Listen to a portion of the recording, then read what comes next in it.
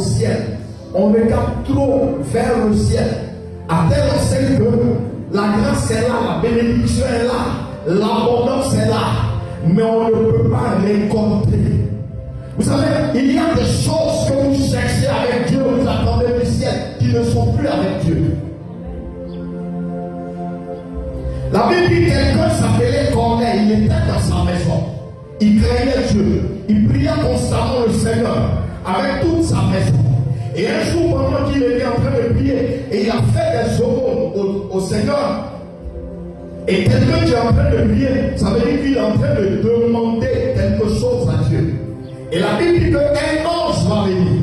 Un ange qui est envoyé par Dieu. Un ange qui est un esprit envoyé depuis le ciel par l'Éternel.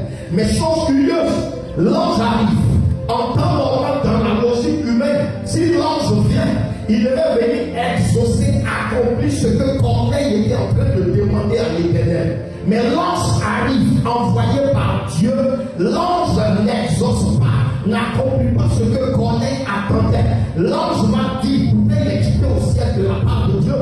Il va dire à Corneille que envoie des gens à Joppé chercher un humain qui s'appelle Pierre. Parce que ce que tu demandes à Dieu, ce n'est plus au ciel, mais ça est sur la vie de quelqu'un qui s'appelle Pierre. Envoie les gens aller chercher Pierre afin que si Pierre arrive, il te pose la main et tu le reçois. Vous attendez trop du ciel. Vos regards sont trop vers le ciel.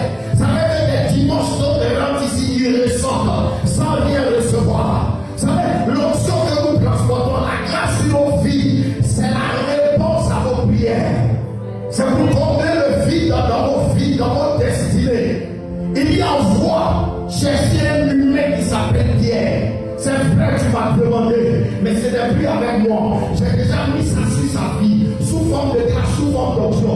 Donc si tu ne rencontres pas Pierre, si Pierre ne te touche pas, si Pierre ne parle pas, ce que tu attends de moi, tu ne l'auras pas.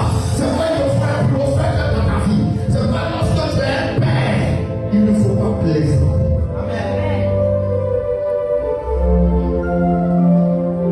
Je peux parler avec vous? Quand tu es un père, il ne faut pas plaisanter.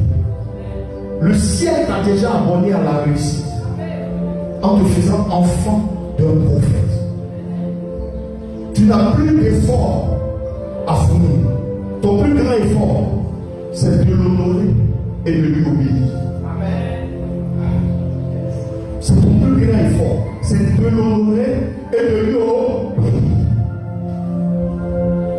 Voyez-vous, c'est pourquoi quand Dieu parle de son peuple, il les identifie aux moutons en parlant de ses brebis, mais il ne les identifie pas au cabri. Parce que le cabri de nature est déçu. C'est pourquoi tu ne vas jamais voir troupeau de cabri avec berger. Mais tu peux voir troupeau de mouton avec un berger. Quand tu parais trop intelligent dans la chose de Dieu, tu n'avanceras pas. Pourquoi il assimile son peuple au mouton? Parce que le mouton, merci. Mais je ne vais pas dire le mot qui a dit, j'insulte. Le mouton, il est une bête. Vous voyez, le mouton pour se coucher là. La preuve, on s'en voulait, le mouton, il ne crie pas.